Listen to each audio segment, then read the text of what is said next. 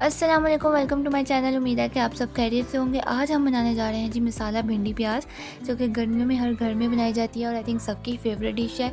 तो आज मैं आपको एक सीक्रेट बताऊंगी।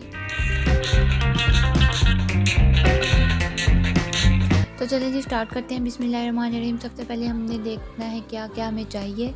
तो सबसे पहले हमारे पास है भिंडी, जो कि हमने धो के अच्छी तरह खुश्क की, फिर उसके बाद कटिंग कर ली है। उसके बाद मसाले हैं हमारे पास, नमक, लाल मिर्च, हल्दी और दरा मिर्च और प्याज और टमाटर और हरी मिर्चें। ठीक है। इसके बाद ये हमने एक कढ़ाई में डाला है हाफ़ कप ऑयल और इसमें हमने डाल देना है प्याज, जो कि हमने कटिंग करके रखे हुए हैं। हमें फुल बड़े साइज़ के प्याज मैंने जो लिए थे वो 2 थे। अगर आपके दरमियाने साइज़ के हैं तो आप 3 से 4 ले सकते हैं। तो इसको हमने 2 से 3 मिनट बस फ्राई करना है, हल्का सा, ज़्यादा फ्राई नहीं करना है इसको। ठीक है, 2 से 3 मिनट इसको हमने फ्राई करना है।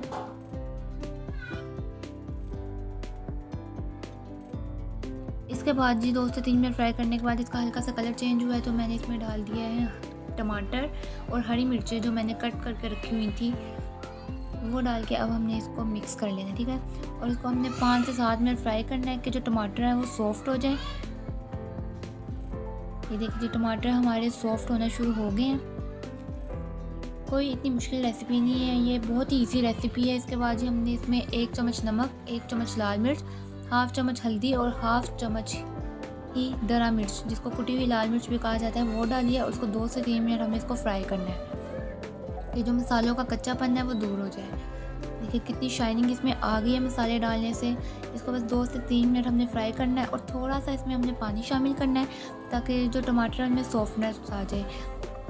यहाँ पे जी मसाला थोड़ा सा नीचे लग रहा था तो मैंने थोड़ा सा और पानी शामिल किया। इसके बाद जी मैंने इसको फ्राई कर लेना है। टमाटर जो है वो तकरीबन सॉफ्ट हो चुके हैं हमारे और ऑयल भी सेपरेट होने शुरू हो गया। तो बस जी मसाला जो है वो हमारा रेडी है। तकरीबन बस 1 से 2 मिनट लगेंगे और ऑयल सेपरेट हो जाएगा। ये देखें शाइनिंग आ गई है मसाले में। प्याज हमने बिल्कुल मैश नहीं करने, इसी तरह रखने हैं। अब मैं आपको एक सीक्रेट बताती हूँ। इसमें थोड़ा सा खट्टापन हम शामिल करने के लिए मैंने इमली जो है वो पानी में भिगोई थी, लेकिन वो थोड़ी मेल्ट नहीं हुई, तो मैंने इसको 1 मिनट ओवन में लगाया और ये इमली का पानी हम यहाँ पे ऐड करेंगे 2 से 3 टेबलस्पून। तो इसके साथ जो आपकी भिंडी प्याज है ना वो बहुत जूसी बनेगी और खट्टी खट्टी सी बनेगी।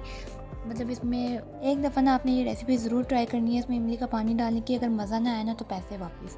तो बहुत ही मज़ेदार बनने वाली है हमारी भिंडी। यहाँ पे मसाला तकरीबन हमारा रेडी हो चुका है।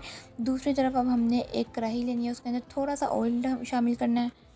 ज़्यादा ऑयल नहीं डालना है, तकरीबन 5 से 6 टेबलस्पून आई थिंक काफ़ी है। इसके बाद आपने इसमें भिंडी डाल देनी है।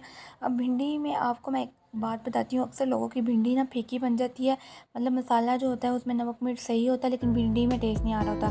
तो उसके लिए आपने भिंडी फ्राई करते हुए ना इसमें हाफ़ टी स्पून ना लाल मिर्च शामिल करनी है। उसके साथ आपने इसको फ्राई करना है मिक्स करके।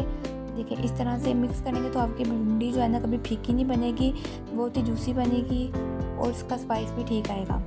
तो इस तरह से आपने ना इसको फ्राई करना है। ऑयल भी ज़्यादा नहीं डालना, ज़्यादा ऑयल डालेंगे तो वो भिंडी जो है ना वो ऑयल चूस लेती है, तो बहुत ऑयली हो जाता है। कम ऑयल में भी देखिए फ्राई तो हो रही है, इसमें शाइनिंग भी आ रही है और ये फ्राई हो चुकी है। इसके बाद मैंने इसको स्टेन कर लिया है। तो मसाला जो हमारा तकरीबन रेडी है। अब मैंने इसको भिंडी शामिल इसमें कर दी है और मैंने अब इसको अच्छी तरह मिक्स कर लेना है।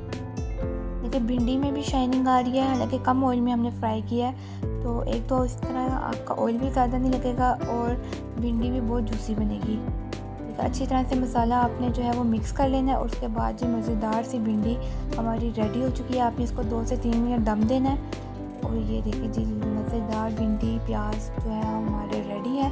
ये रेसिपी आपने ज़रूर ट्राई करनी है और घर वालों को खिलानी है, तो यकीन करें आपकी बहुत तारीफ़ होने वाली है।